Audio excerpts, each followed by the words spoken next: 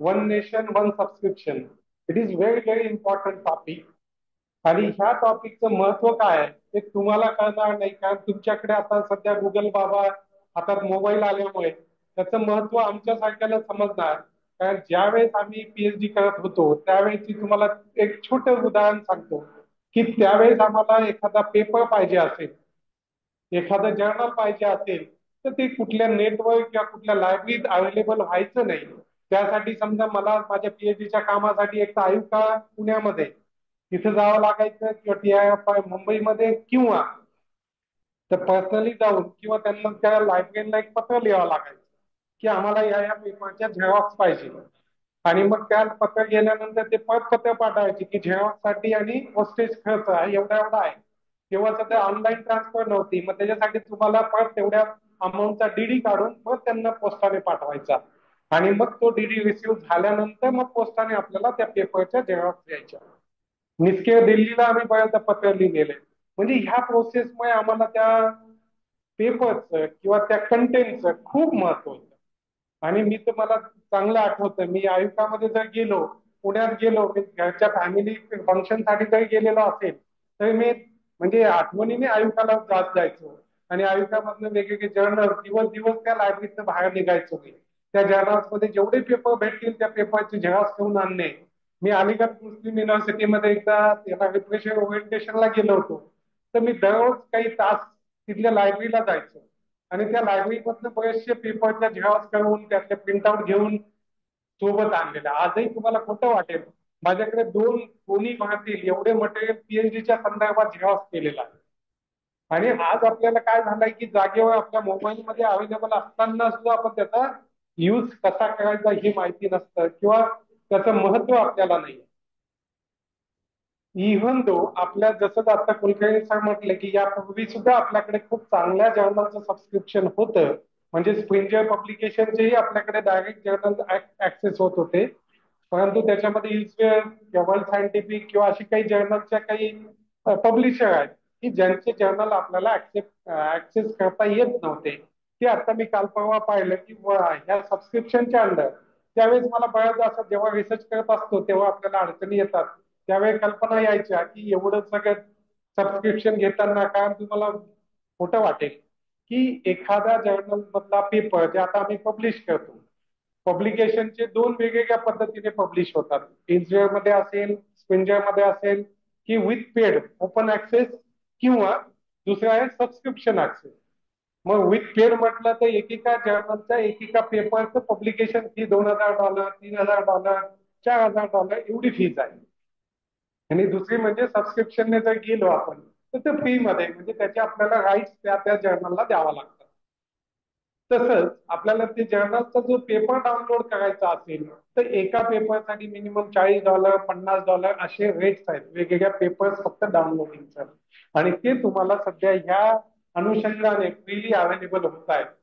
त्यामुळे खरोखर आपल्या म्हणजे जे शासनाने हे जे डिसिजन घेतलं आणि नॅशनल लेवलला घेतलेलं डिसिजन आहे, खरोखर अत्यंत खूप चांगलं डिसिजन झालेलं आहे.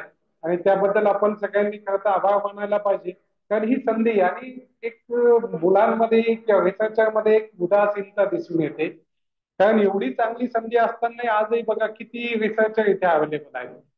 बरेचसे मुलं काय करतात, जसं परसेप्शन का आपल्या विद्यापीठाला भेटत नाही, कारण आपणच बाहेर जाऊन आपल्याच विद्यापीठाला बदनाम करत असतो. मी पाहतो आपलेच काही विद्यार्थी, आपलेच काही प्राध्यापक बाहेर जाताना काय बोलतात, काय त्या विद्यापीठात ते असेच प्रॉब्लेम आहेत. एक लक्षात घ्या, आपल्या कुटुंबात सुद्धा, आपल्या घरी सुद्धा नंबर ऑफ प्रॉब्लेम्स असतात. परंतु आपण बाहेर जाऊन सांगतो का माझी बायको अशी आहे, माझा मुलगा तसा आहे, माझी बहीण अशी आहे, माझा भाऊ तसा आहे, ते सगळ्यांना आपण सामावून घेतो. आणि बाहेर जाऊन काय सांगतो, नाही नाही आमचं एकदम बेस्ट. म्हणजे हे छोटे मोठे इश्यूज आपल्यात असणं हा भाग वेगळा आहे, छोट्या मोठ्या अडचणी हा भाग वेगळा आहे. रिसर्च मध्ये आता तुम्हाला कॉम्पिटिशनचं जग आहे. त्या कॉम्पिटिशन मध्ये असं म्हणता येणार नाही की मी नांदेड विद्यापीठात आहे मला ह्या फॅसिलिटी नव्हत्या. आता ऑनलाईन मुळे तुम्हाला जगाच्या कुठल्याही कोपऱ्यात सगळ्या फॅसिलिटी ऍक्सेस करता येतात. थोडस छोटे मोठे इश्यूज कशात असू शकतात, की काही इन्स्ट्रुमेंटल डेव्हलपमेंट जे आहे, टेक्नॉलॉजिकल डेव्हलपमेंट, ते त्या हाय लेवलचे हाय एंड इन्स्ट्रुमेंट आपल्याकडे काही अवेलेबल नसतील.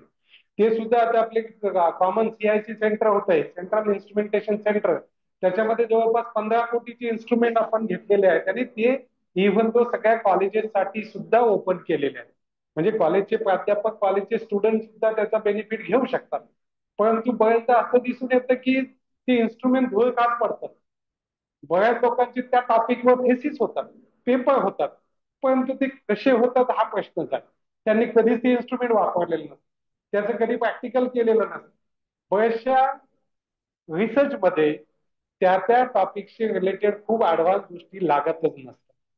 ज्या लागतात ऑनलाईन, समजा थिओरिटिकल जर म्हटले आर्ट्स, कॉमर्स, इंटरडिसिप्लिनरी सायन्स मधले आमच्यासारखे मॅथमॅटिक्सचे काही सब्जेक्ट आम्हाला पेन पेपर आणि ऑनलाईन डेटा पाहिजे असतो किंवा रिसर्च पेपर. फक्त सायन्सचे काही सब्जेक्ट सोडले तर बाकीच्यांना काही इन्स्ट्रुमेंटची गरज नसते. परंतु आपण काय करतो, आमच्याकडे ह्या फॅसिलिटी नाही, त्या फॅसिलिटी नाही, काहीही गरज लागत नाही. म्हणून विद्यापीठाकडनं ज्या काही नवीन नवीन डेव्हलपमेंट होत आहे त्याचा वापर करायला शिका. विद्यापीठात जेव्हा आम्ही नॅक मध्ये, आयपीएससी मध्ये डेटा घेतो की किती मुलांनी व्हिजिट केल्या, म्हणजे मला कधी कधी असं दिसून आलं, नंबर ऑफ बुक घेतलेत आपण लायब्ररीमध्ये, मी खूपदा बुक काढल्यानंतर असं दिसून येतं की मी पहिला त्याचा बुक घेतल्याचा पहिला सबस्क्रायबर आहे. बुक जे इश्यू होतं ना लायब्ररीमध्ये, ते बुक आपल्याकडे 4 वर्षापूर्वी, 5 वर्षापूर्वी, 7 वर्षापूर्वी, 10 वर्षापूर्वी आलेलं बुक आहे आणि त्याचं पहिलं कार्ड जे आहे, पहिलं माझ्या नावाने इश्यू झालंय. म्हणजे ही किती शोकांतिक आहे. ठीक आहे, जरी ऑनलाईन आपल्याकडे काही पीडीएफ अवेलेबल होत असतील तरी काही असे बुक्स आहेत आपल्या लायब्ररीमध्ये की जे आपण दुर्मिळ बुक म्हणतो.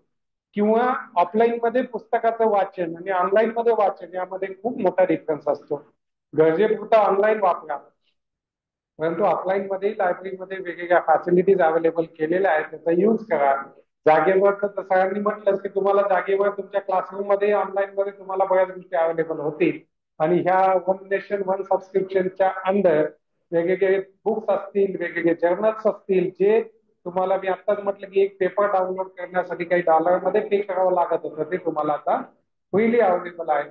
त्याचा तुम्ही नक्कीच फायदा करून घ्याल, उपयोग कराल आणि अजून आपल्या विद्यापीठाचं स्वतःचं नाव मोठं कराल अशा अपेक्षा करतो. आणि इन्क्लुडने शोधगंगामध्येही आपले जे थेसिस जात आहे, त्या थेसिस लिहिताना, पेपर लिहिताना त्याची काळजी घ्या, गाईडनेही काळजी घ्या. कारण हे डॉक्युमेंट आधीच्या सारखं नाही की एकदा लायब्ररीत सबमिट केलं की लायब्ररीत पण 10-20 वर्ष, 25 वर्ष धूळ खात पडलं आणि त्यानंतर कुठे गेलं ते तुम्हालाही माहिती नाही आणि बाकीच्यांनाही माहिती नसतं. परंतु आता तसा विषय नाही. सरांनी आताच माहिती दिली की तुम्ही सबमिट केलेला thesis synopsis within 8 days, within 50 days तुमचा ऑनलाईन चाललेला आहे. आणि ऑनलाईन मध्ये असलेलं डॉक्युमेंट हे आज नाही, उद्या नाही, पिढ्यानुपिढ्या तुमचं उद्या नातू पंतू जंतू कधीतरी बघेल की माझ्या आजोबाने, माझ्या आजीने काय दिवे लावले. आणि तेव्हा लाज वाटू नये त्याला की अशी फालतूची कामं करून ठेवले, ज्यांनी हे आपल्याला वाटत होते की त्यांनी असं काहीतरी पीएचडी केलं, असं काहीतरी पेपर केले आणि असं काहीतरी फालतू करून गेलेलं आहे आणि याला काही अर्थ आहे का. असं होऊ नये त्याची काळजी घ्या. प्रत्येक गोष्टी बारीक सारीक पीएचडी करताना त्यात त्रुटी राहू नये. नाही तर आपण काय करतो, पीएचडीच्या वेळेस कसं तरी सबमिट झालं पाहिजे, मला फक्त अवॉर्ड व्हायला पाहिजे. आता तर युजीसी तुमचे पेपर पब्लिकेशनचे आठही काढायच्या मागे लागले, जवळपास काढणार आहे. आणि त्यानंतर तर मग काय गाईडला काय म्हणतील, हा माझा गठ्ठा आहे, असाच्या असा आज इथे सबमिट करा, मला पीएचडी द्या. म्हणून ह्या एथिक्स, रिसर्चच्या आधी रिसर्च मेथडॉलॉजी शिकता तुम्ही आणि त्याच्यासोबत एथिक्सही शिकता. आणि तुम्हाला ह्या फील्डमध्ये येत असताना नॉट ओनली टीचिंग, रिसर्च मध्ये जाताना रिसर्च एथिक्स खूप खूप महत्वाचा टॉपिक आहे. आणि ते पाळा, स्वतःचा प्रोग्रेस करा, तसंच विद्यापीठाचाही करा. एवढं बोलून मी 2 शब्द थांबवतो. जय हिंद.